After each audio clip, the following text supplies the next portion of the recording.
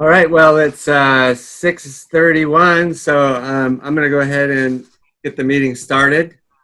Thank you all so much for being here tonight, taking time out of your evening tonight with all the other stuff going on. I know there's so much going on with Black Lives Matter and the police situation and the port situation and county commission races. So there's a lot going on. So I really appreciate everybody being here tonight. I want to acknowledge that we're convening this meeting on native lands of the Squaxin tribe. So I want to recognize that.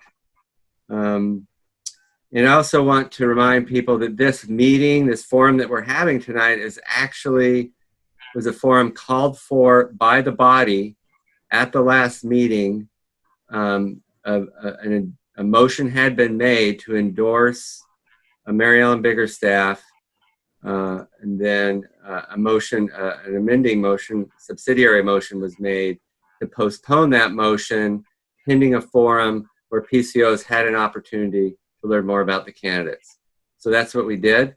We postponed that motion and we scheduled this forum. It was Paul Pickett's motion. So I thought it was appropriate for Paul to organize the forum. So he was generous enough to do that for us tonight. Thank you, Paul. So momentarily here, I will be handing the forum over to him, and he'll be moderating the forum for that part of the meeting. And then when the forum is over at 8 o'clock, we'll be moving into the endorsement meeting portion.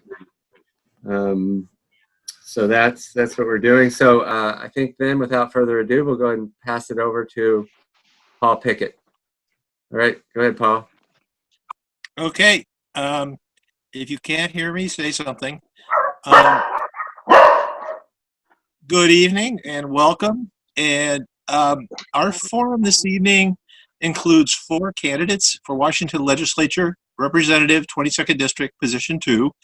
We'll be hearing from Mary Ellen Biggerstaff, Glenda Breiler, Anthony Novak, and Jessica Bateman. I'd like to start by thanking LD32 PCOs who sent me questions in advance. We have got a great bunch of questions. I will apologize if we don't get to them all. And some were very similar and I combined them. And as I warned you, I might do. Our agenda is to background noise, so somebody make sure you're muted, please. We will have opening statements from each candidate, 3 minutes each, and then we'll go into Q&A, and that will last until about 10 to 8. Then we'll wrap up with 3 minutes closing statements for each candidate. And I did, since I'm an engineer, I had fun generating random numbers. Actually, I did a logical geometric sort so that I'll call on you to make the next answer and that you're all mixed up. I didn't want anybody always following somebody else. So that you'll have to listen to me for when it's your turn. And I'd like to start with the introductions. You each have 3 minutes. Anthony Novak, if you don't go by Anthony, let us all know how you prefer to be called. But if you could start, and as part of your introduction, for all of you, for part of your introduction, tell us a unique perspective you hold that are not likely to be currently represented in our state legislature. What do you bring to the legislature that is totally unique? Paul, can I interrupt just real briefly? Sorry. Yes, sir.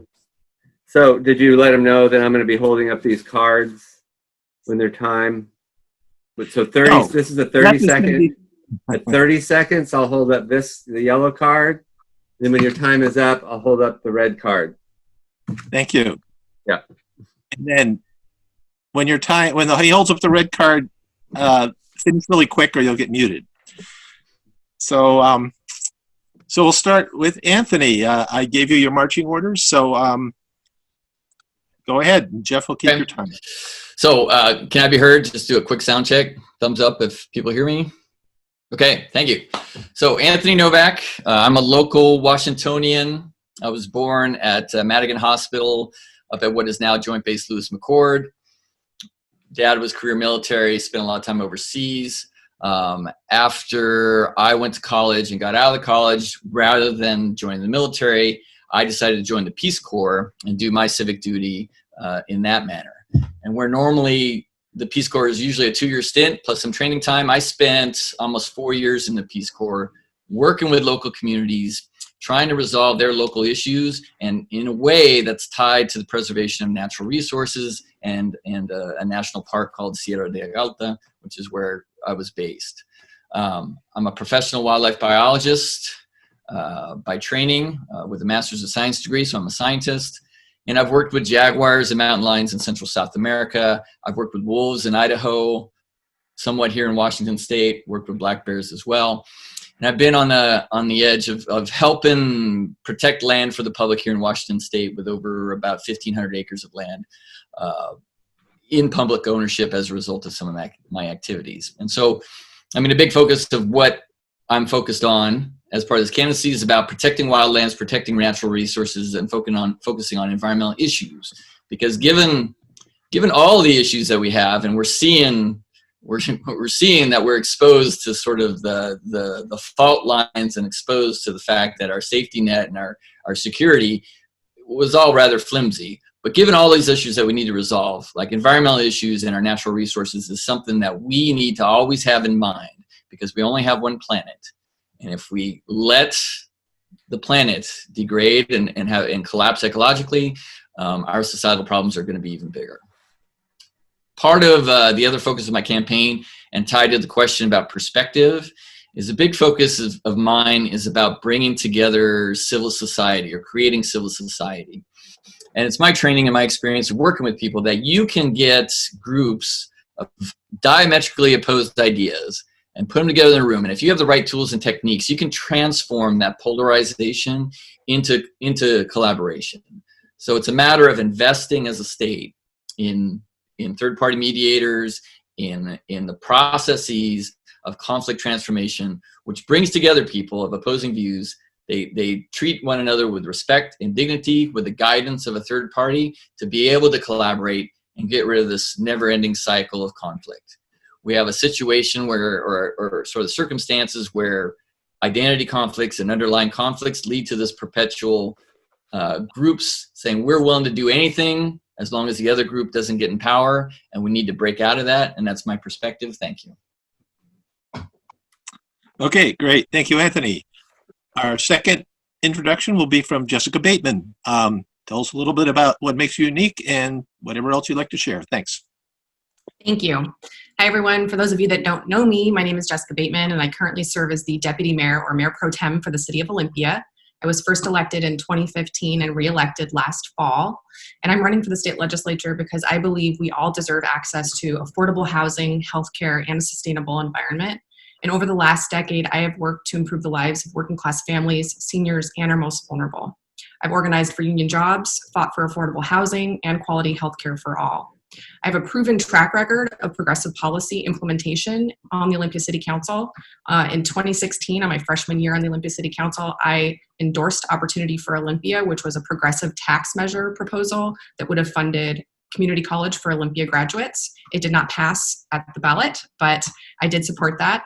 And then also that year, 2 weeks after the current president was elected, I wrote and sponsored our city's Sanctuary City resolution, which passed unanimously a month later, 1 full month before the president was inaugurated. And that ensures that all Olympians, regardless of immigration status, are safe and welcome regardless. I also led the Home Fund campaign for 2 years, which is a historical affordable housing measure in the South Puget Sound, which is providing permanent supportive housing with wraparound services to hundreds of individuals that are chronically homeless in Olympia in the first 10 years. I am the first person in my family to graduate from college, and I think something that makes me unique and my perspective is that I was raised by a single mom who also experienced a substance use disorder, which has been something that has propelled me to work in the field that I do. I earned my graduate degree in a master's in public administration from Evergreen, and prior to serving on council, I served on the board of GRUB and the Olympia Planning Commission. I'm a former union organizer, WFC 443 member, legislative aide, and community impactor director for the United Way of Thurston County. And I currently work as a health policy analyst for Washington's 27 community health centers, which are the largest provider of Medicaid patients in Washington state. And I work on behavioral health policy and dental policy. Thank you.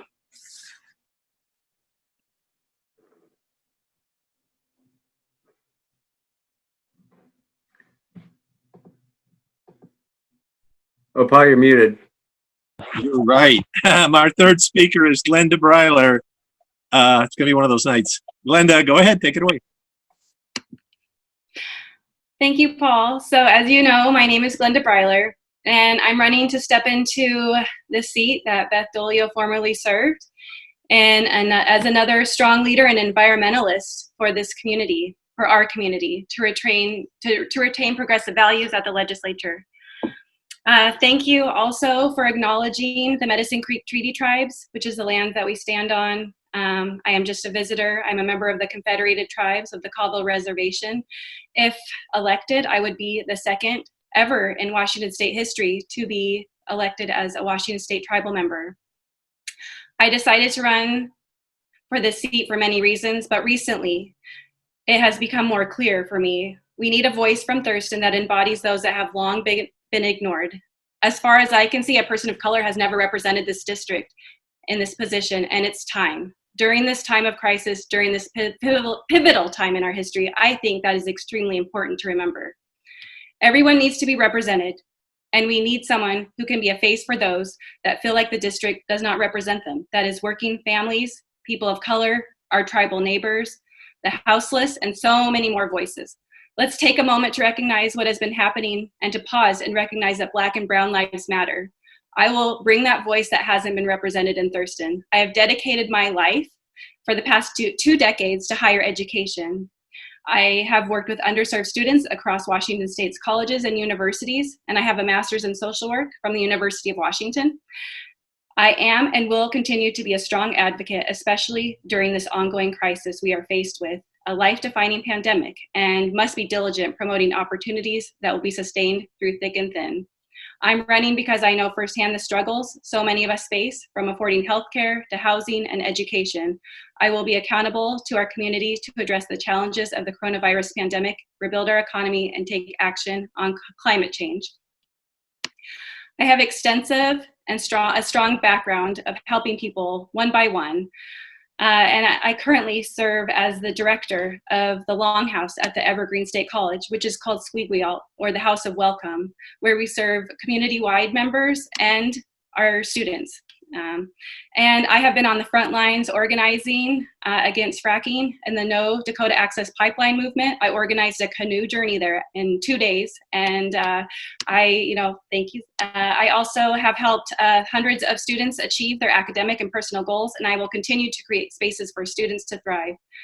And, I believe my community and personal experiences have made me resilient as an ardent supporter for our community. I have strong ties to the Chehalis, as my family is Chehalis here. And I have a strong tie as well to Grub, as I started coming here because of my work with Grub in the Wild Roots program. And I serve on the Evergreen Council for Problem Gambling. Thank you so much. Okay, thank you, Glenda. And last but not least, for the introductions, Mary Ellen Biggerstaff. Hi, everyone. Hopefully you can hear me okay. Thank you very much for being here this evening. So I am I'm Mary Ellen Biggerstaff. So I am a nurse practitioner, a mom of 4 teenagers, and a 30-year resident of Thurston County, both in Olympia and 23 years in Lacey. Graduated the first class of River Ridge High School back in 1995. Like I said, I am a nurse practitioner. I have a doctorate in nursing, and I am about to complete a master's degree in public health at University of California, Berkeley. In addition, I am an assistant professor of nursing at Frontier Nursing University. My 2 real primary issues for deciding to come and run in this election — this is my first election, I've never run before, really been very, very active in politics — is wanting to address the social determinants of health. And I don't think that could be more of a timely topic right now, and public health gives you a really, really fantastic lens to assess what is going on right now in our country and in our world. The social determinants of health is basically the idea of all these things that go into what make up our health, make about 70% of what makes us healthy, rather than what we can do in the clinic and what I can do for patients in the clinic. And after 15 years of working as a nurse, a primary care provider, and working in substance abuse with buprenorphine treatment of patients, I saw the limits of what my training, what my education could do for people in the clinic. it became incredibly important to me after the 2016 election and all the turmoil and all the things that we are seeing that I actively be involved in politics and political advocacy. I volunteered for several years with the Medicare for All campaign because I saw that as a really fantastic vision of what we can do for the country and what level we should be demanding for things and not just accepting things as the status quo. In addition to all of those things, when we talk about what makes me unique, is that I'm a Democratic Socialist and a proud member of the DSA. I would be the first Democratic Socialist that would serve in Washington State Legislature since 1920. That I feel is a very unique perspective. I think people do become a little bit frightened about the idea of a Democratic Socialist, not understanding what that means. But what it really means is essentially we want to increase democracy and democratic participation and workers' rights. And we want to involve people in not just the workings of what's going on with our government, but how our economy is run. And we want to be making sure that we are prioritizing what people's basic human rights and access to the economic boon that we have. We're the richest country in the world has ever seen, and yet we can't seem to manage to figure out how to get basic human rights to people. Housing, healthcare, enough food, education, fully funding education. And I think democratic socialism really brings those things all together and has us view them as a criticism of people that just seek profit over people's well-being. And that gives us the opportunity to give that a lens and give us a different perspective so that we can really look at these issues as a global issue. Thank you. Okay, great introductions, everyone. Now we'll go to the questions. As I mentioned, I've scrambled the order, so I'll let you know who comes first. And you have 2 minutes to answer each question, and Jeff will give you the 30-second warning. Jessica, you will be the first one to answer the first question. Minorities and underrepresented people face systemic challenges in today's society. If elected, what reforms would you support and promote that fight racism and dismantle privilege? Sure, it's a huge question and very timely. So I think really right now, especially in my role as a council member and looking at the legislature, my own personal experience being on the council and seeing what we're seeing right now is that we need to focus on police accountability first and foremost. That's what I'm hearing from folks. And we have some real challenges within how law enforcement contracts are created in Washington State and the authority that they're given. I will say that we have a long and tragic history of institutional racism in our country, and we have a system that is inequitable. I know we're seeing protests across the country and national anger, frustration, sadness about this, but it's also about the system that's inequitable, and it's about a justice system that is inherently unjust, the war on drugs, to structures that have been set up with the intent to discriminate, to exclusionary zoning that restricts access to neighborhoods, to the racial wealth gap, to the inequities within our healthcare system, the COVID-19 mortality rate and maternity mortality rate of Black mothers. We need to increase police accountability through oversight that's inside the contracts that we have. We need to make sure that the complaints against police officers are actually publicly available, demilitarize the police by refusing and not allowing our police departments in Washington State to have access to military equipment from the federal government, require de-escalation, banning chokeholds, requiring comprehensive reporting when the use of force is actually used. And with all those systems that I mentioned before, that we have those inequities that are built within them, we need to rebuild and reinvest in social programs and supports that promote actual public health and public safety. And I think that's a conversation that we're having right now about what does that actually mean and how can we do that.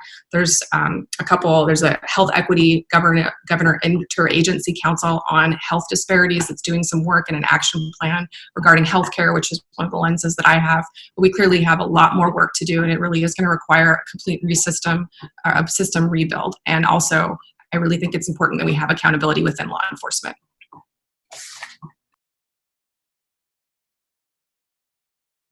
Okay, thank you very much. Second on this question is Glenda. If you need me to repeat it, let me know. I think I have it. So I have, a three-prong approach to this. First being the environment. My relatives of the Medicine Creek Treaty Tribes, which, the Squaxin are the people of the water, have been utilizing the Salish Sea and these ancestral lands for resources since time immemorial. We need to move toward working with people that have a proven track record of sustainable practices for the next 7 generations. I would be that person that could keep our tribal relatives to the environmental decision-making table. The state cannot address our environmental process without having the tribes at the table, our people of color, our communities of color, our low-income communities at the table.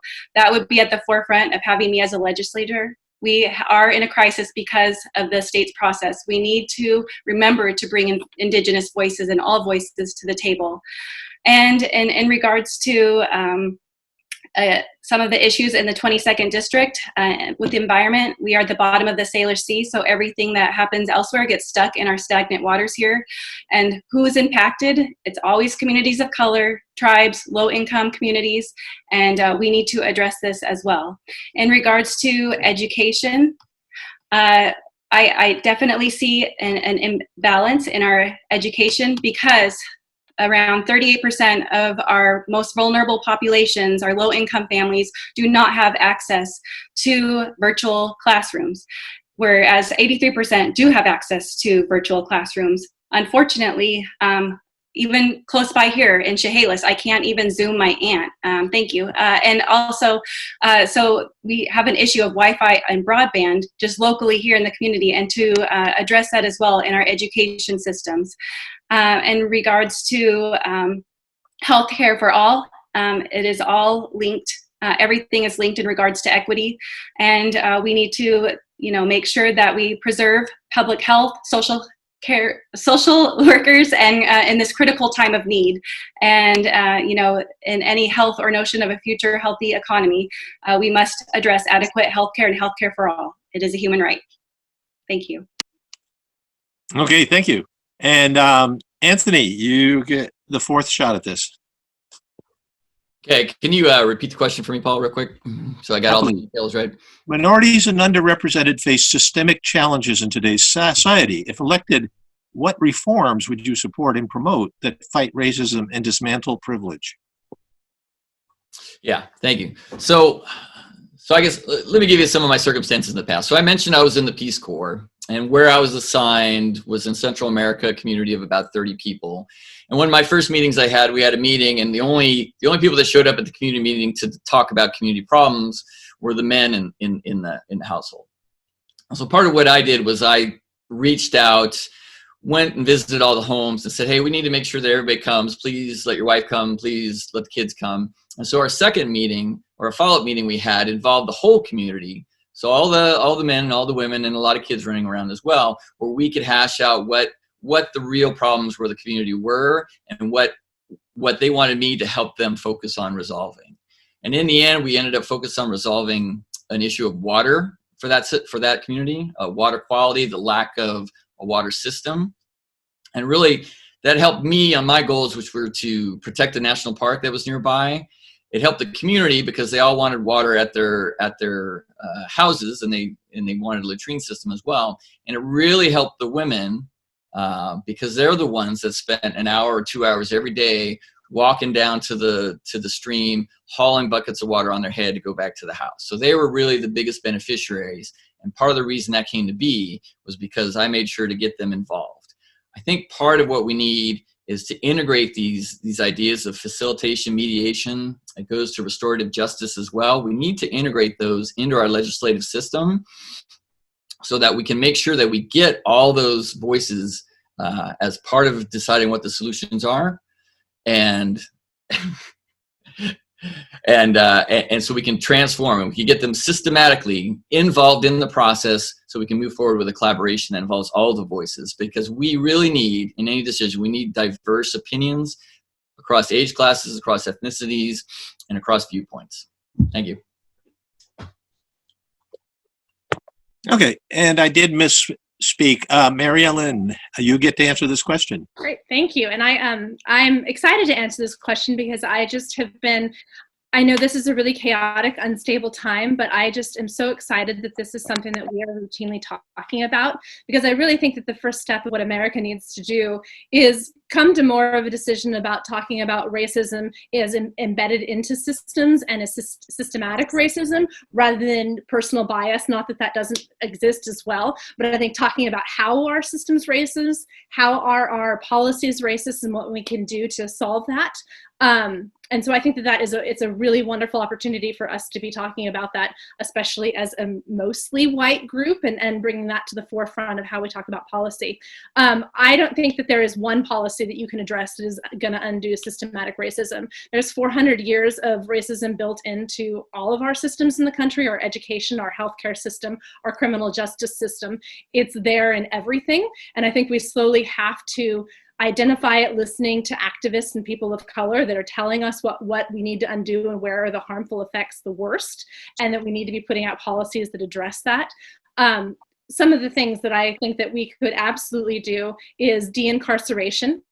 1 out of 34 African-American men are in Washington State are in prison. We need to be looking to get these people out of prison. We need to be adjusting our drug laws, so decriminalizing substance abuse and not making that something where people are incarcerated. We absolutely need additional oversight and more accountability from our police officers. Oh no, I'm 30 seconds already.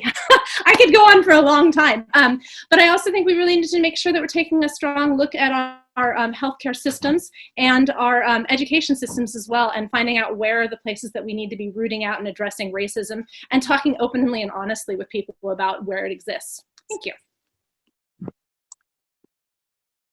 Okay, thanks. The next question, Glenda will go first. And here is the question. Homelessness has been a growing challenge made worse by gentrification, the pandemic, and the economic downturn.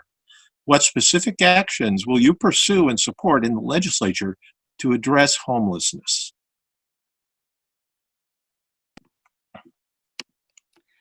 So with so many losing their jobs and so many struggling to keep their homes from eviction, there are already too many who are houseless. We must fight to protect and strengthen the rights for tenants, stop the exponential increases of rents, and build more sustainable, affordable, and accessible housing for our communities.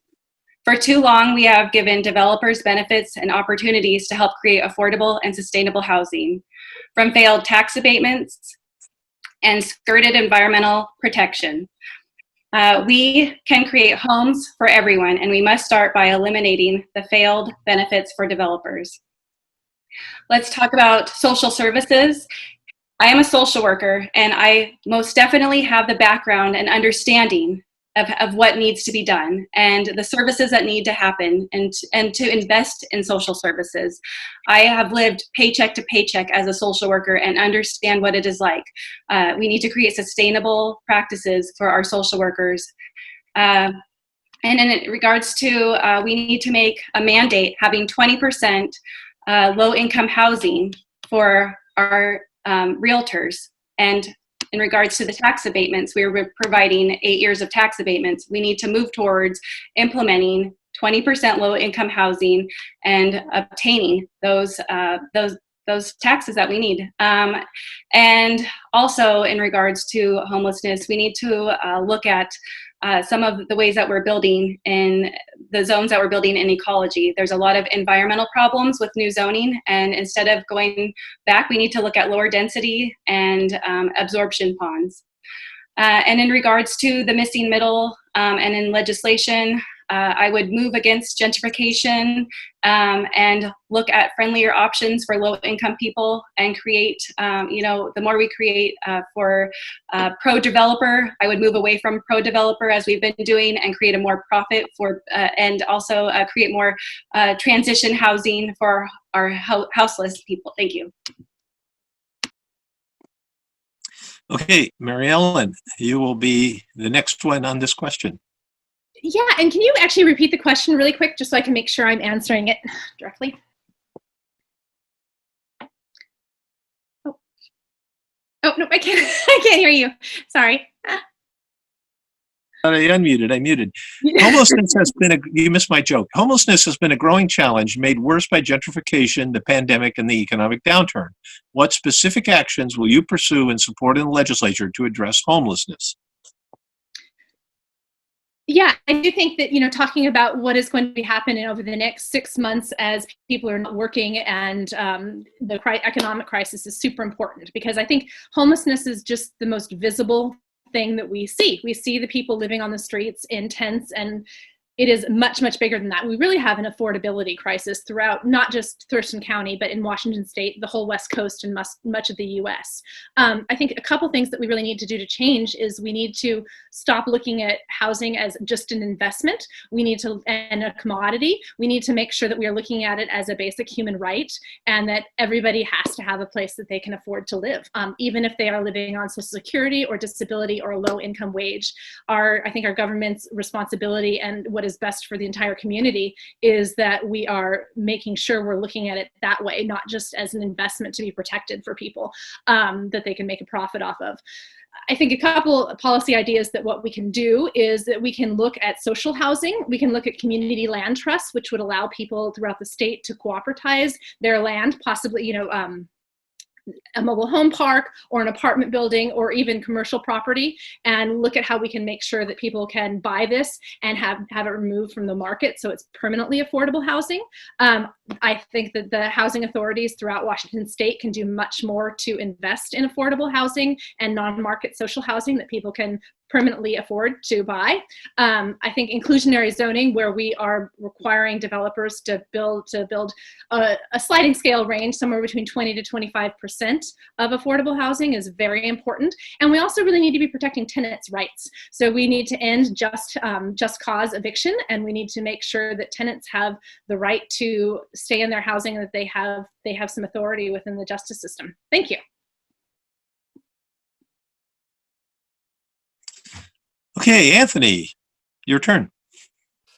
Yeah, thanks. So I've actually have a friend of mine from college who's homeless. He's travels from Seattle part-time, where he lives in Seattle, and then half the year he goes to Austin, Texas. His problems are tied to mental health issues as well as substance abuse issues. And I think if you break down the problem of homelessness, there's a wide variety of causes. Part of it's systematic, but there's a wide variety of causes, and so there's not one solution fits all. My father was with the Philadelphia Housing Authority, and he could talk about the poor quality housing they had, and how there wasn't those who lived there didn't feel responsible for their housing and didn't feel ownership of where they lived. I think part of the solutions that we have out there depends, like I said, on individual situations. If you break down the problem, you can break down some of it by mental health issues. We need more drug treatment, or maybe we need to decriminalize some of the aspects of drug use. We need to look at children and single moms differently from looking at drug addicted individuals. And we need to look broader than the United States at some of the housing solutions that have been out there. Singapore is an example, and I think Austria as well, where they made housing, well-designed housing for individuals of low income, to purchase those houses, and those properties were so well built that 30 years later, 40 years later, as individuals' income increased, they still stayed in those houses. So those properties, they weren't gentrified. Like they had various income groups living within the same housing area because of how they designed them and developed them. I think really one thing we need to test absolutely here is we need to test universal basic income. Can we provide individuals with a set amount of income on a monthly basis, eliminate some of the other programs we have for them, but give them a set amount of income and see how they do proceeding forward? I think a test run amongst homeless is a great location for that, especially amongst, say, single moms with children or individual Washingtonians here in the area. Oh, I'm sorry. She is in the yurt in the back. So if you actually walk back, sorry, that's okay. If you walk back towards the backyard, she'll Mute Mary Ellen.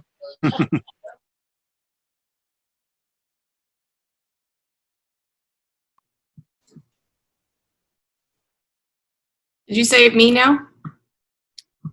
Yeah. Go ahead, Paul. Hold on. Okay. Paul, you need to unmute yourself. There you go. My finger's not working. It's my finger's fault. Did Anthony get enough time? Yeah, I think so. Yeah. With the interruptions? Okay. Jessica, you get to answer this question. Okay, thank you. So first, homelessness is a public health crisis.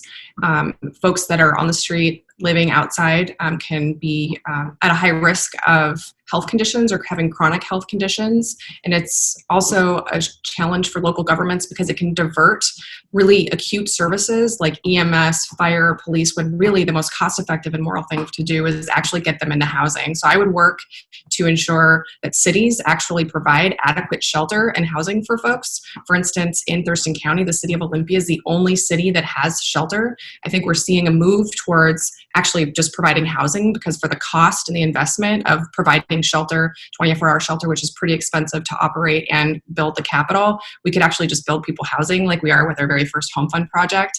I'd also like to see other cities do things like we're doing with the tiny house village, mitigation sites, expanding what we did. We expanded 24-hour access to community services to make sure that they had 24-hour access instead of having people during the day have a window where they actually have to leave and then come back.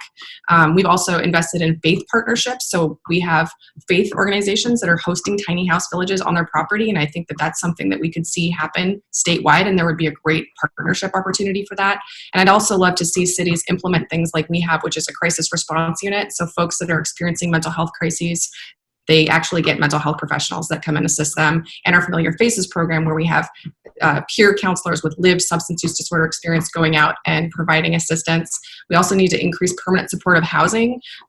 Frank Chop has a proposal for a corporate tax that will actually fund over 1,000 units of permanent supportive housing. We need more than that. We need an inclusionary zoning to allow more dense development of housing and also require with our multifamily tax exemption that affordability is built into that. Right now it's up to each individual city, and it'd be really great if we had that statewide. We also need to increase renter protections to ensure that people, like with Just Cause, that they can't be evicted for no reason. And we need to have an inflationary cap on rent. Thank you. Okay, thank you. We're going to the third question now. And the question is, current revenue projections are very dire for our state budget. Our state suffers from revenue instability and the most unfair state and local tax system in the nation. How does our current tax code contribute to our revenue shortfall? And what tax reforms would you advocate to improve both revenue stability and tax equity? And Mary Ellen, you can start on that. Okay, excellent. So yeah, I think that is a great, it was our regressive tax system was a problem before COVID, and it is going to be really disastrous. I know everybody talks about remembering 2008 when the budget of the state was really gutted because our unstable sales tax couldn't sustain a lot of the social services that we really desperately need. And I think that the most important thing that we need to do is it's time to implement a graduated income tax. That there's been a lot of resistance. It's been 80 years that people have been fighting to have an income tax. We're one of the few states in the country that does not have it, and it leads us to have one of the most regressive the regressive tax systems in the country that rely on sales tax and property tax and B&O tax to fund many of our services. And you're right, it is unfair, it's unstable, and it doesn't give us the funding stream that we really need to support the services that the people in Washington state should have and that we should require. So implementing an income tax would be my absolute number one goal. I did talk about last time that I think that when we look at what we are going to cut, then we need to make sure that we are protecting education and social services. I think that we need to decrease the size of our Department of Corrections and the number of people that we are paying to have incarcerated. I also think that we need to look at our corporate tax as well, and we need to adjust this so that we are charging corporations more money and not giving unfair tax breaks that harm them.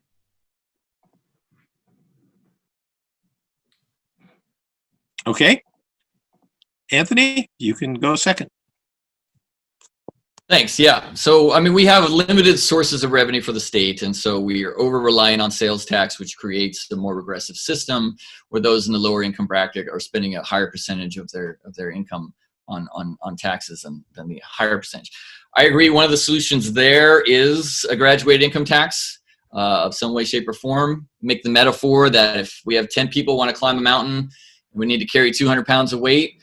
We don't make the 6-year-old carry as much weight as the fit adult does.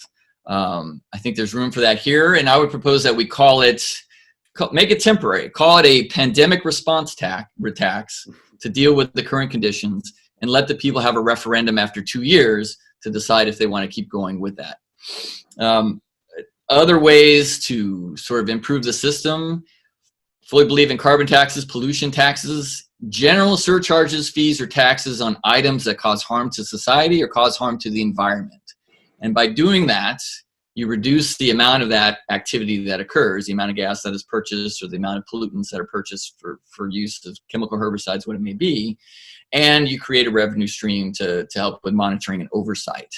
Ideally, in some ways, some of those taxes and surcharges ought to eliminate themselves, because over time, if you tax pollutants of some sort, people will use less and less of those until maybe they're gone. And so maybe that revenue stream goes away over time. Another example here, talk about surcharges. We have, I have an idea for speeding for wildlife surcharge. Something to do to create wildlife crossings is add a surcharge on the speeding tickets to go towards wildlife conservation. Since wildlife get run over by cars all the time, this is a way to sort of help reduce the problem by those who cause the problem. And I think a way to make it more progressive is like you have a surcharge on a speeding ticket, increase that surcharge relative to the value of the car. So the $100,000 Porsche pays 10 times as much as the $10,000 Buick.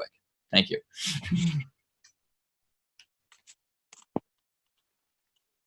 Okay, Jessica, you're next. Almost forgot to unmute. Thank you. So as stated before, we're the proud owners of the most regressive tax system in the country. And as said before, when we have a shortfall or a recession, those revenues go down as services go up. And it's a real problem for the state of Washington because it doesn't allow us to invest in foundational public health, education, and a robust safety net that folks need and deserve in our community. As I said before, I supported Opportunity for Olympia right out the gate on City Council. I support increasing taxes on capital gains and large corporations, pass-through business profits, mansions and high-value real estate, and excise tax on unreasonably high salaries.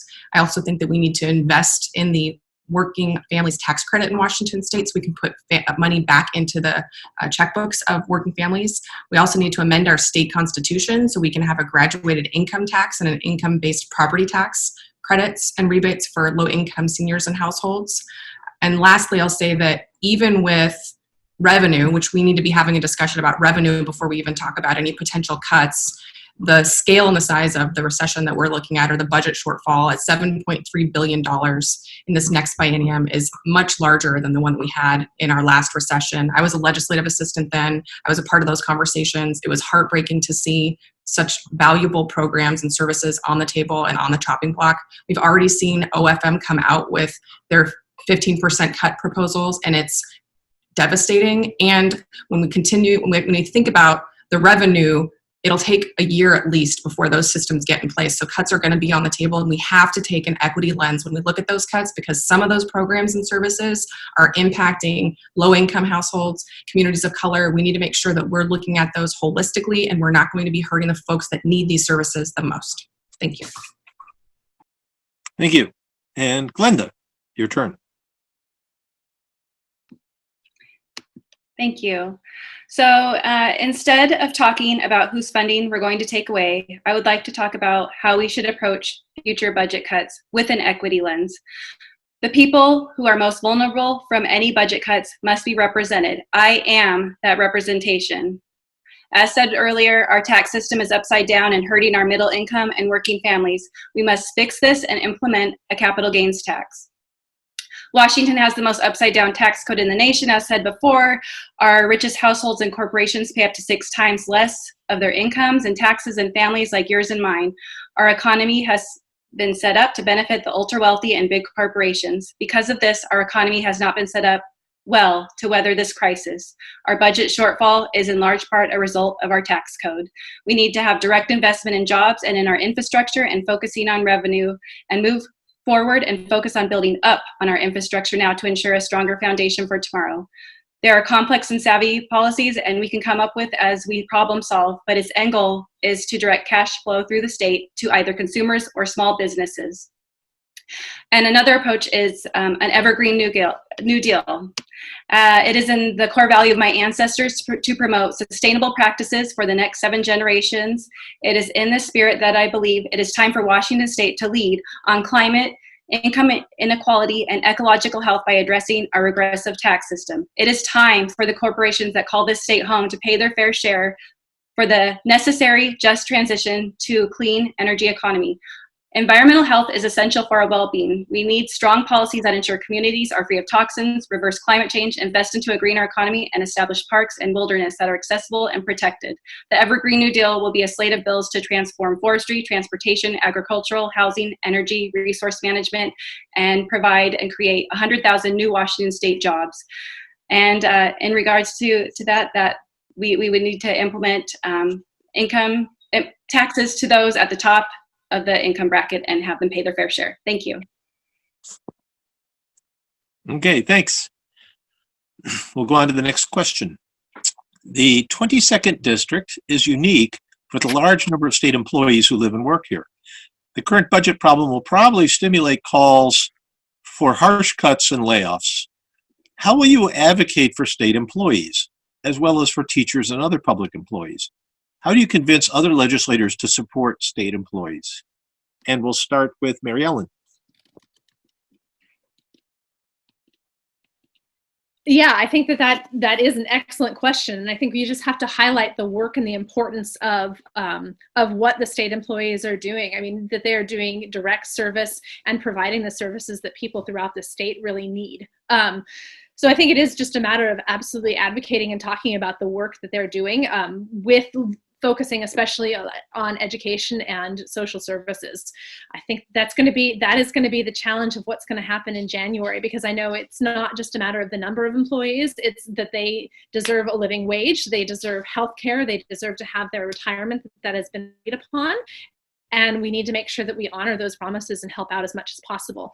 I would hope that as we look at that, higher salaries will be able to be cut first, that we will not cut the people that are at the bottom of the scale, and that we can look at transitioning people that are needing to leave and go somewhere else if they have to. But I think we have to advocate for them as much as possible.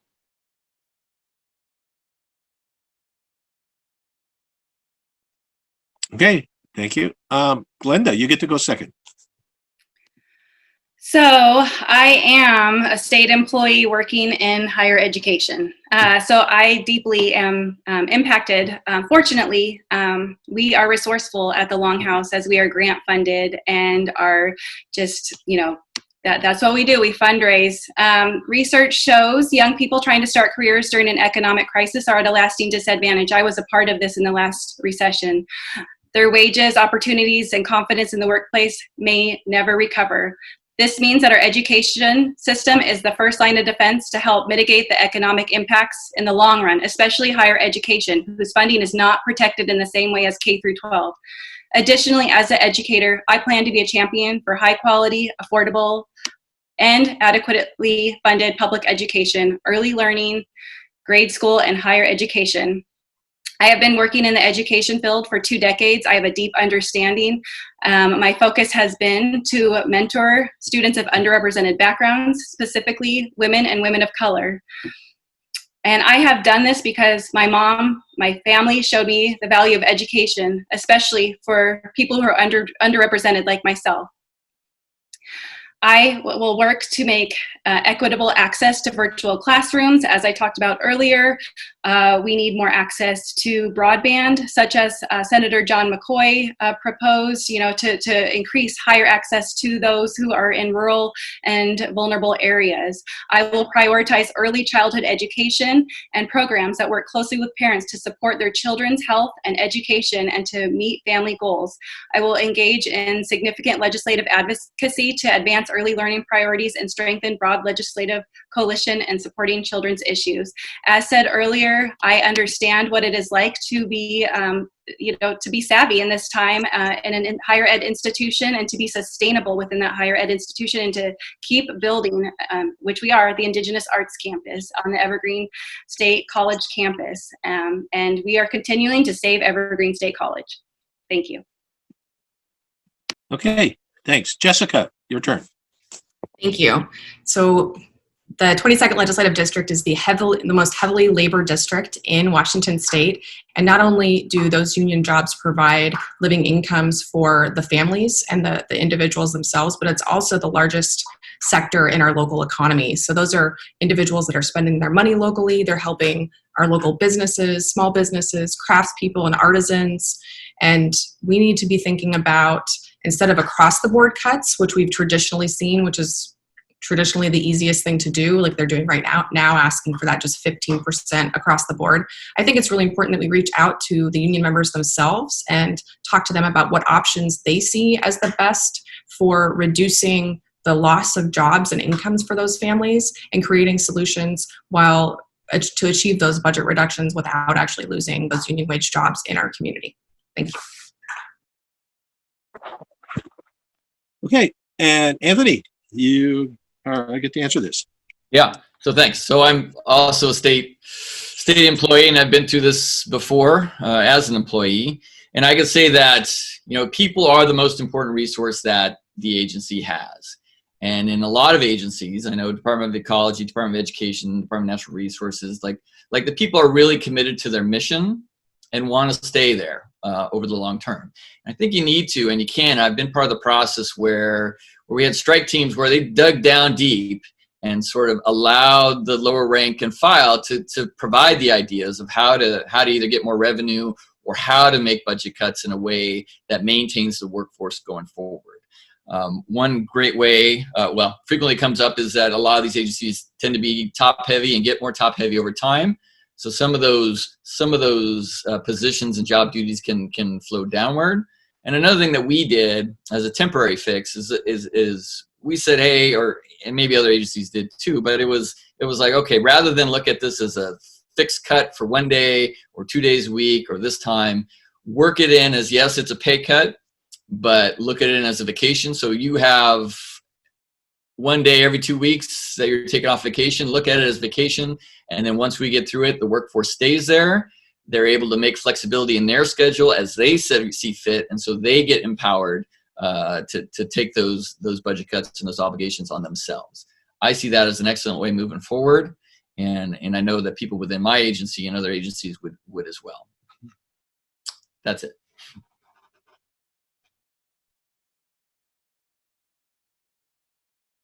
My finger's betraying me again. Thank you. Okay, the next question is, for many 22nd District constituents, the environment is their #1 priority. What specific actions will you take in the legislature to expand environmental protection and restoration? And we'll start with Glenda.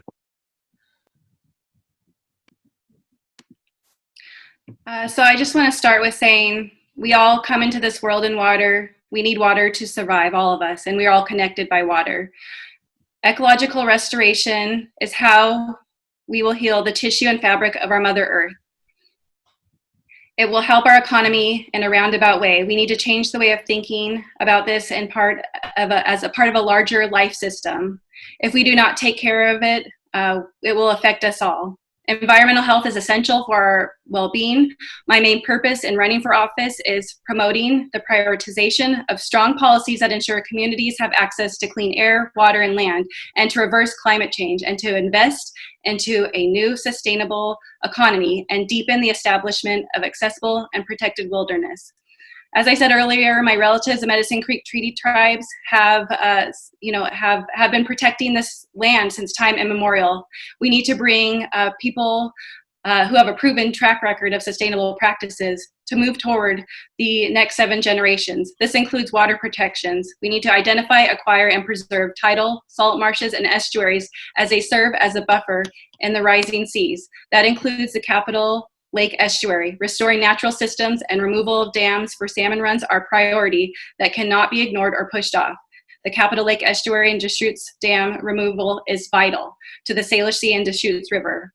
We need to look into ways of promoting estuaries such as the Billy Frank Jr. Wildlife Refuge Center. Nisqually Tribe has already started fixing the Salish Sea at the mouth of the Nisqually River. We need to mitigate existing properties that would be impacted, cleaning up Superfund sites and toxic polluting areas that are especially impacting tribes, low incomes, and communities of color, increase fish passages on all of our rivers, including culvert removal, investments of fish passage, and addressing sewage and stormwater runoffs. And there is a need for Indigenous-led task force as well. To ensure a new infrastructure development is not recommended near the shoreline is very vital at this time. Okay, thank you. Thank you. Jessica, you get to go next. Thank you. First and foremost, we have to address climate change. We have to mitigate and reduce our greenhouse gas emissions. And as we transition to low carbon jobs in green energy, water and transportation infrastructure, we need to ensure that those workers in those jobs are retrained by investing in retraining and apprenticeship programs. And we have to pay particular attention to equity when we're doing that. We want to make sure that folks aren't displaced out of those workforces in the oil and carbon fuels area. We need to enact a clean fuel standard with greenhouse gas emissions from vehicles accounting for almost 50% of our emissions in Washington state. We also need to increase energy efficient buildings and retrofits, which make up the largest sector of greenhouse gas emissions, and invest in clean energy. We also need to be cognizant of land use planning and the impact of where we're actually building housing, and because that's going to impact how people get around. Mass transit is predicated on density, and that's land use planning. It's also about where and how we build buildings, including energy efficient buildings, and making sure that we improve and increase the energy efficiency of those buildings. Land use planning also allows us to preserve habitat and farmland while we're building in cities versus out in our rural areas. We also need to assist local governments in culverts and the requirement of cities to take that on now. And we also need to make sure that we're helping with stormwater treatment and management so we can make sure that that water is clean when it goes into Puget Sound to restore the health of Puget Sound. Thank you. Okay, Anthony, you're next. Love this question. So at age 14, I picked up a book called The Doomsday Book of Animals. And in it was a list of species throughout the world that had disappeared by 1980 something when I picked up that book, all because of activities of people in the past, people who robbed me of the chance to go see Steller sea lions, or to go see, Steller sea cows, to go see the Baleine tiger, to go see the painted vulture in Florida. And so that's my long-term commitment, is about protecting resources so that our vibrant procession of species that we have here in Olympia doesn't turn into a parade of extinctions after 100 years. And I have one key solution towards that, which is simple but very impactful. And so that is a green infrastructure program to increase the ability for wildlife to get across either over or under our roadways. So the terrestrial systems, because of all the roads and all the impacts of cement and pavement, is bifurcated. It's split up. And so it acts like little islands that aren't going to support the animals that are in those areas over the long term if they can't connect to the relatives across the road. A simple system of investment in green infrastructure through, say, a surcharge on auto policies, connecting the problem to the solution, would make dramatic differences in the long-term ability of our environmental system, especially our terrestrial wildlife system, to survive in the long term. Ideally, we'd have a connected series of lands where a person or a mountain lion could be on Mount Olympus and walk all the way to the Idaho border without ever crossing a road or without ever hitting traffic. If a mountain lion, the big picture is if a mountain lion can walk from the Olympic National Forest all the way down to visit its relatives in Argentina, then we have a global system of protected areas and wild lands that's going to sustain us and all the native creatures and the biological diversity over the long term. Thank you. Okay, and Mary Ellen, you get your shot at this. Okay, I would say I think everybody has such great ideas that I think it is a little bit challenging to do last on this question, because I think we're full and we have a lot of agreement on what's important. I think the one thing that I would really add is that we need to talk about our economic system. That we need to talk about that we really are not going to be able to have environmental justice and true environmental protection until we really question capitalism. That if we only look at our environmental world here in Washington state and globally as resources to drive our economic prosperity, we're going to run into a lot of challenges. So I think we need to fundamentally question and add some kind of value and say what our environment is worth to us and why we are not willing to sacrifice it just to have economic growth. Not that economic growth is not also important, but I think we need preservation of what we have right now is incredibly important. I would be absolutely in favor of the transition to a Green New Deal, which is that supported transition over to carbon-free energy, transportation systems. It requires a huge investment of capital, but I think that it is very, very important and essential for our future that we have all of that in place. We are no longer we shouldn't be spending the bulk of our transportation money on single cars and promoting our freeway system. We need to be looking at other options. As I have talked to environmental activists and learned a lot from them throughout the community, really everybody has great ideas about how to preserve our waterways, what dams we need to remove, how do we restore our salmon, what toxic fund sites we need to get rid of and we need to clean up throughout the state, what mining activities we need to stop. So I think I've just really been grateful to hear from other people because I understand this is not my area of expertise. And I really have loved hearing from all the advocates that have been doing deep work in this community, and I support that. So thank you. Okay, thanks. Next question. A little bit philosophical, but I think it gets to some important issues. What have we learned from the COVID-19 pandemic? Has it changed your priorities? What has it taught you about needed reforms? And we'll let Jessica start. Thank you. That is a philosophical question. I think one of my observations is there was a question on an interview that we all had about how do we see similarities between climate change and COVID. And I think that one of my observations is with both of them, it impacts everyone. So COVID is really something that's impacting your health, impacts my health. And I think that's a great opportunity for us to have a conversation about the inequities within our healthcare system, because it's brought to light those inequities first and foremost for everyone. And I think the issues that I've been working on with my day job, working in health policy for community health centers, as I said before, they're primarily serving Medicaid patients in Washington state. So social determinants of health are huge impacts on individuals' health. And also we're seeing a lot of folks with COVID-19 come through those doors. To me, I think it serves as an opportunity for us to really have a conversation about reinvesting in our healthcare system and a vision for a healthcare system that actually supports all people, which currently our system does not. I support Medicare for all. That's going to be something that happens at the federal level. We've got Cascadia Care here in Washington state, but those insurance premiums are still pretty high.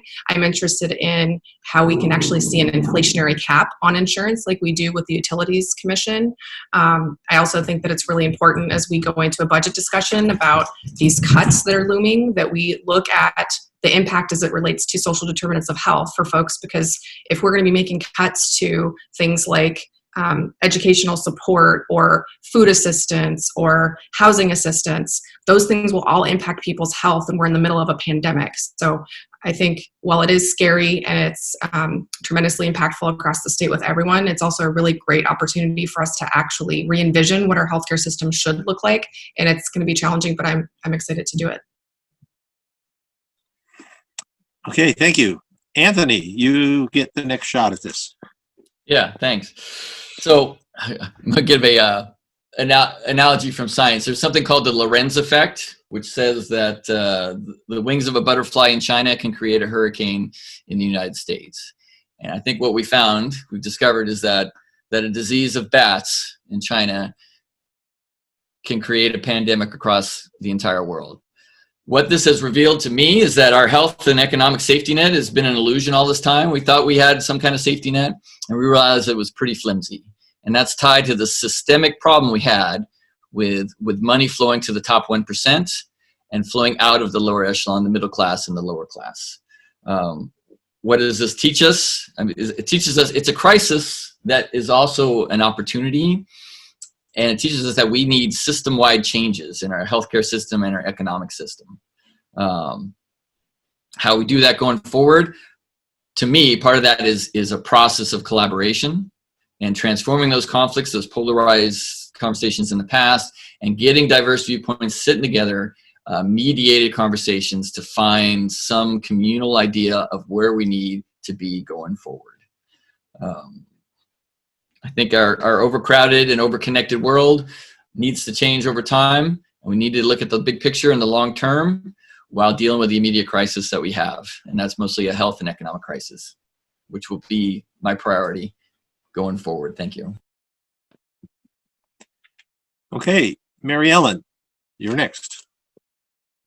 Well, I think I could use this as a shameless plug, is that we should be electing more public health officials throughout our government because, frankly, this particular, we didn't know this pandemic was going to come, but it is not a surprise. Anybody that has worked within public health has known for a very long time, at least 10 years, that we faced a catastrophic global pandemic, and we failed to prepare for that because, well, there's a lot of things that go into that, but the inequalities of the U.S. healthcare system, both along racial and economic lines, are so apparent. How ridiculous is that we tie health insurance and health care to employment so that people are unemployed, they lose their health insurance. Additionally, that we do not have any kind of centralized public health robust public health system or any kind of centralized response, that it is done individually by for-profit organizations and insurance companies. Just the weaknesses in the system are just very, very apparent, and they're all over the place. So I also think that it is a really good time to reflect on, as I know we are speaking to a group of Democrats, but as the country has very much kept along this path of government is bad, we don't want them helping us out, we need to be free libertarians, that we don't organize together, is a completely and totally ridiculous response in the face of some of the issues that we face, such as environmental change and a pandemic. So we need to just reassess that. What are we doing? What is our civilization about? And we need to make sure that we are emphasizing the need to build community and to do what we can with government to organize and democratically promote the things that are the best interest of everybody. So yeah, I must say I'm living it. It's hard, and I know it's hard for everybody, but none of this is really coming as a huge surprise. I feel like this is something that we should have known was coming, and we should have been better prepared for it. Okay, thank you. Glenda, don't let me forget you. Go ahead. So amid the COVID-19 crisis, we have all been facing difficult and uncertain times. What I am hoping we all take from this crisis is to rebuild and not return to normal. Normal was not working for most of us. It was, rather normalized to live in depletion, inequity, and disconnection. I believe the silver lining of this crisis is people recognizing that adversity and inequalities existed all along and are coming to the forefront and are finally being seen and heard. Millions of people have lost their jobs. Thousands are dying in this country, and it's time for change. I believe the presence of healthcare workers at all levels is a critical, essential function. It takes them all to help the system work. As a social worker myself, I have been in health sciences and have been on the front lines as well. I'm a part of a COVID response and planning committee in my day job. I believe in preservation of any type of public health care workers is critical to the health of and any notion of a future healthy economy. And finally, and perhaps most importantly, adequate healthcare must be addressed at this critical time. Healthcare is linked, to employment, as said earlier, and is leaving millions of Americans without adequate access to basic needs.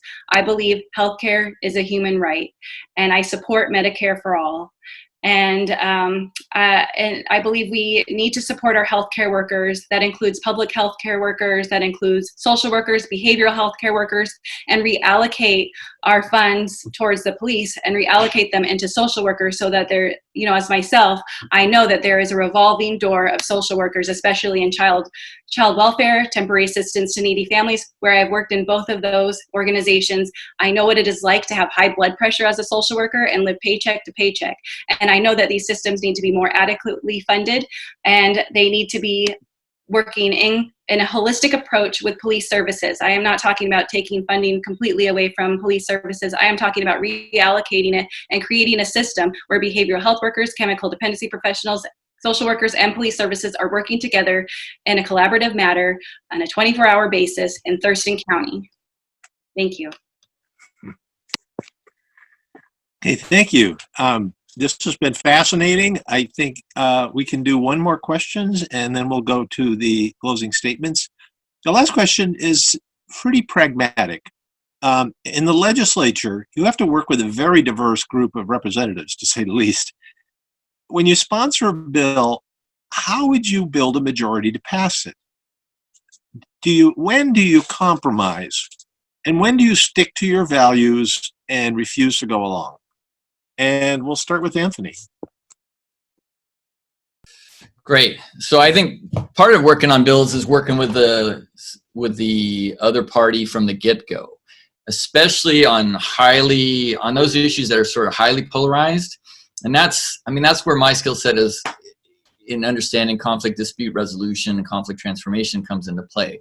Because if you have set up the conditions by which people can treat each other with dignity and respect, you can move forward, and you'll find that you have more in common with somebody on the other side of the aisle or somebody on the other side across the table than you don't have in common. And so by setting the conditions for building coalitions, you can get to where you're already set to go with a bipartisan coalition once it gets presented. I lived in Eastern Washington. I was a Roslyn City Councilman briefly in Kittitas County, and I worked a lot with people of different political viewpoints who worked in agriculture, who were cattlemen, who worked with hunters. And there's always the ability to understand their needs, where they're coming from and their background, to be able to work collaboratively on solutions going forward. And so sometimes that means the things that I think I know are right can't get immediate sort of action, but we can still get progress, and progress is better than going backwards or staying in this position where we have this never-ending conflict where we're just at loggerheads and it doesn't break until there's some sort of majority decision which just foments that conflict moving forward. And so we need to break that cycle of this never-ending conflict between the two sides. As that may be, I am an advocate for certain issues, and I can't be a neutral mediator in everything. And if elected as a Democrat, sometimes that means that it appears that I would be the enemy. And so that means bringing together a third-party mediator, bringing together somebody else to help do the negotiations. And we have a great system in Washington with the Ruckelshaus Center, which is tied to the University of Washington, Washington State University, for mediating those exceptionally hard and difficult topics. And we should invest more in those types of collaborations. And I'd be dedicated to doing that so that we can move forward, not left or right, just ahead. Thank you.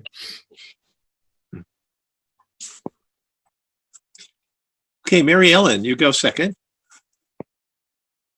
Yeah, I actually have kind of two thoughts on this. I don't think there's any way that I could anticipate ahead of time what are all the ethical and moral dilemmas that I might face as a legislator and where I would draw that line.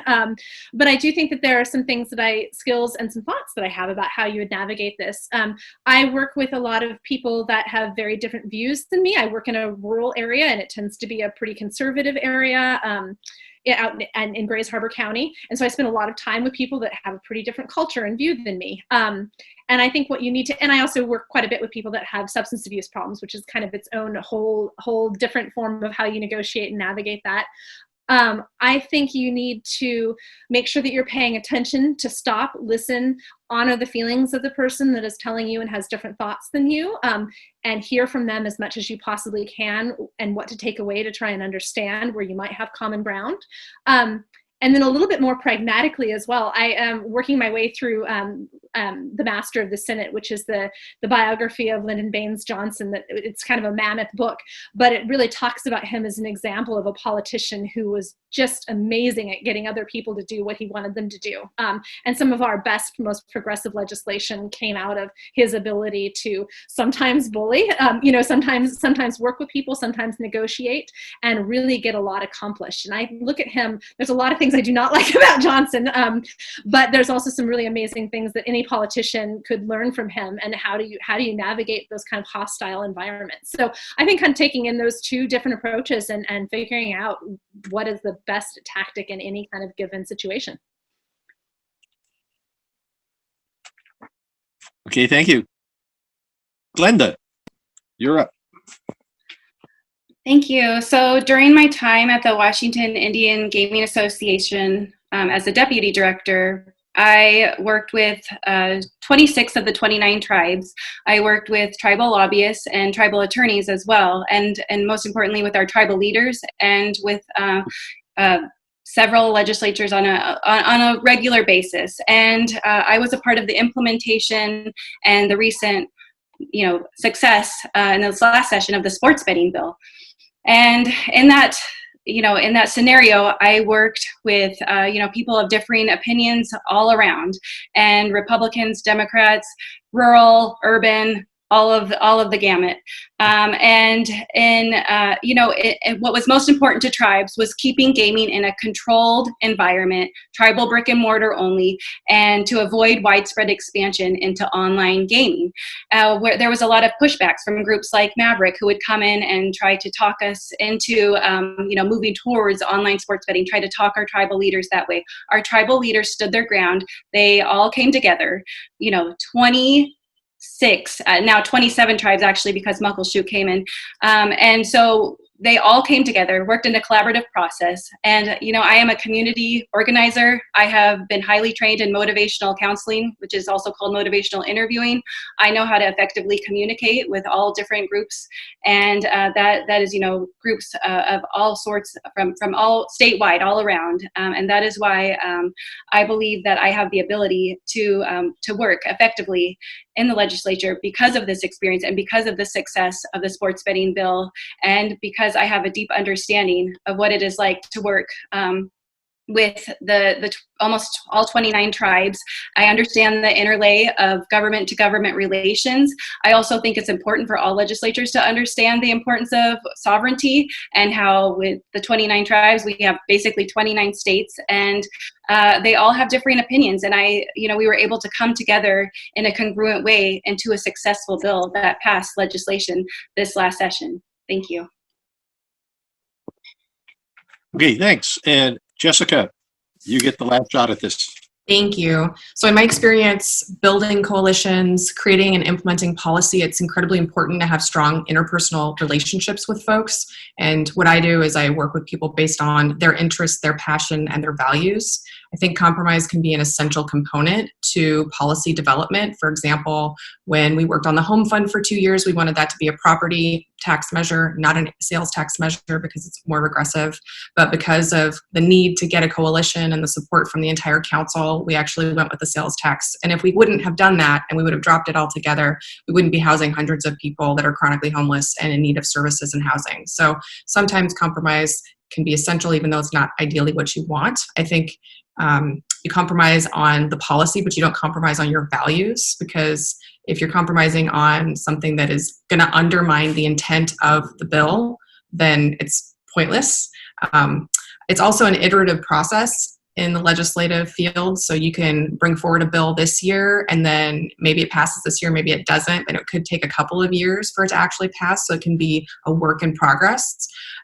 It's also important to be pragmatic and cognizant of the political landscape. For instance, if it's a big year where there is no political appetite for taking on the issue that you're working on, or if you need support from swing districts and you can't get that from folks because of their political realities.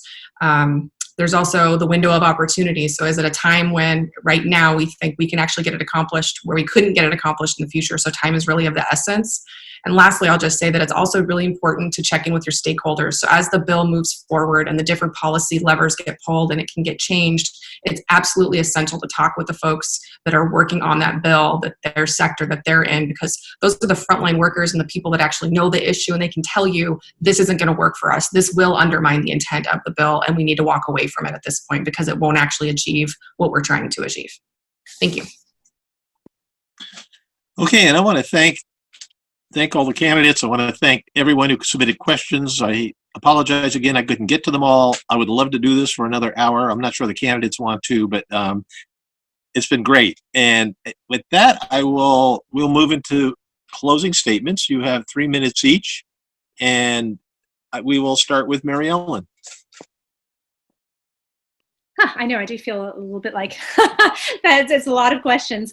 Yeah, and thank you everybody for being here again. I have really talked about what was important to me and what I wanted to bring. Like I said, to me, being a community organizer, this is my home community, Thurston County, Olympia, Lacey, and Tumwater.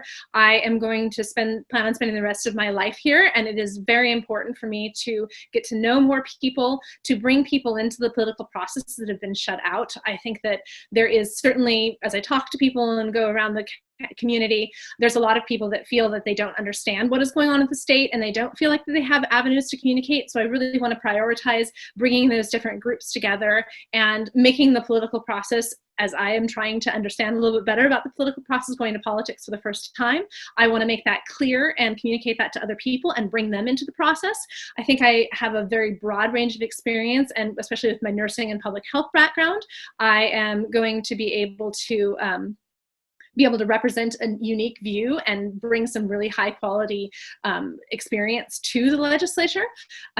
Additionally, I have talked about being a little bit about being a democratic socialist, and I think that is a viewpoint that the time has come that we are really ready to question capitalism and look at all of our institutions and structures and look at how we need to change things going forward.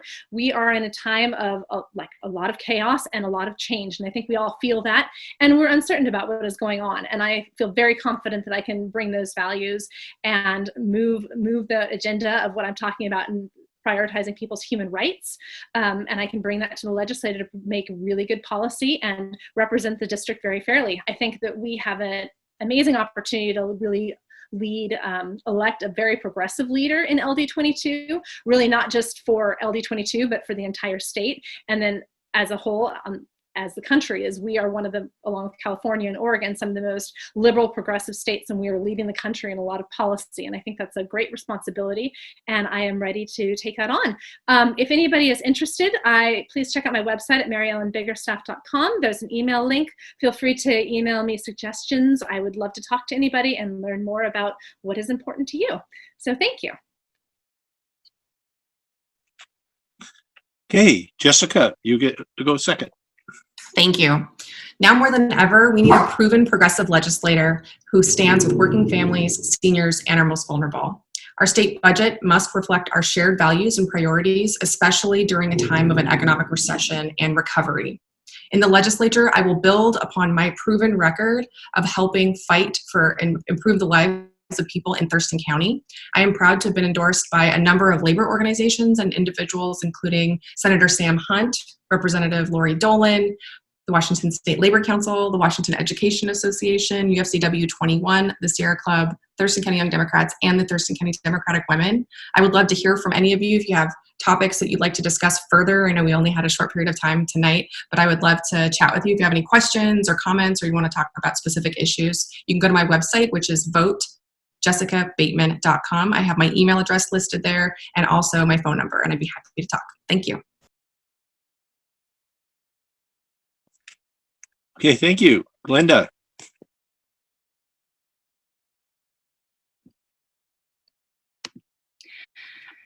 Thank you. So I am a working mom, a progressive activist, social worker, and committed public servant. I have dedicated my career to creating pathways to opportunity. I have an extensive and strong background in the nitty-gritty of helping people one by one for however long it takes and of bringing the community together. I have organized Standing Rock protests locally and on the Standing Rock Sioux Reservation, including a canoe paddle, the Women's March, and to stop the rampant rates of missing and murdered Indigenous women and people. I've helped hundreds of college students and K-12 students achieve their academic and personal goals, and I continue to create safe spaces for students to thrive and communities as well at large. I have strong roots to this community. I have family from the Chehalis tribe, close friends from the local community and from the tribes as well.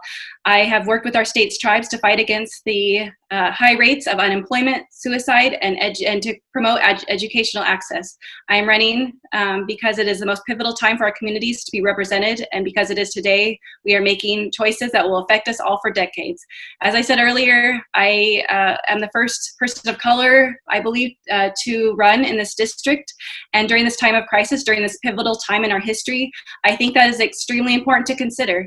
Given the wide and consistent protests demanding representation, my community and personal experiences have made me resilient and an ardent supporter of our community. because it was my community that led me to where I am today, and it is our community that will lead us and our youth to a better tomorrow. And in addition, I serve as the director of the Longhouse Education and Cultural Center at the Evergreen State College.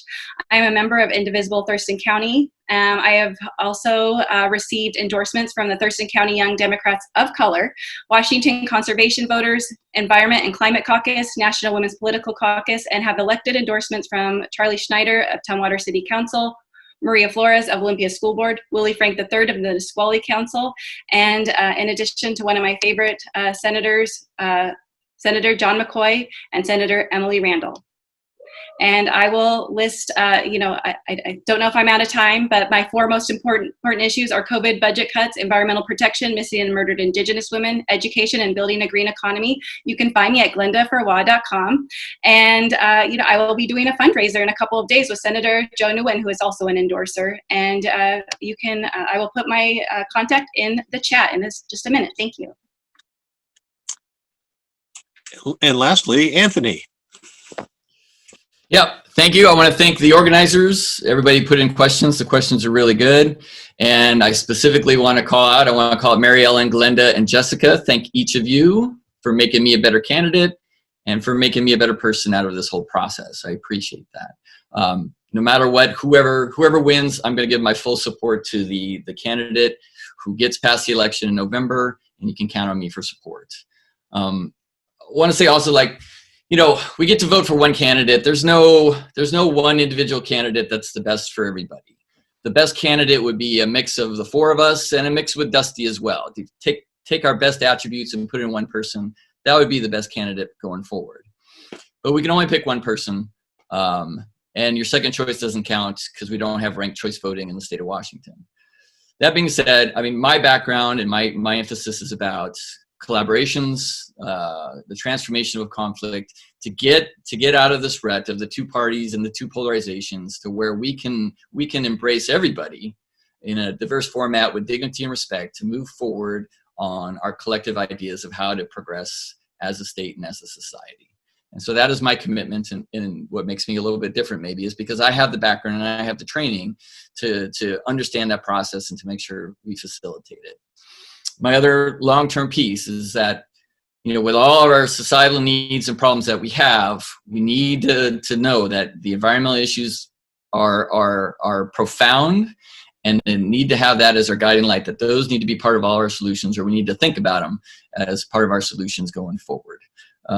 Without thinking that, like I said, our procession of species, if I have grandkids by the time they're my age, it's going to be a parade of extinctions, and society is going to be desperate, much more so than we are now. That said, we have a lot of smart people, including the candidates here on this forum, working on solutions, and we can make a better society out of this crisis. My website is electanthonynovak.com. Please reference me or communicate with me as best you can. And if I'm not the final candidate, I'm hoping for a consolation prize of having the best yard sign out there. Thank you. Okay, and thank you. With that, the forum is closed, and I will hand it back to Jeff as the chair of the 22nd LB Dems. All right. Well, thank you very much, Paul. Appreciate your hard work putting that together. Excellent job. And thank the candidates. Thank you all candidates, Glenda, Anthony, and Mary Ellen, and Jessica.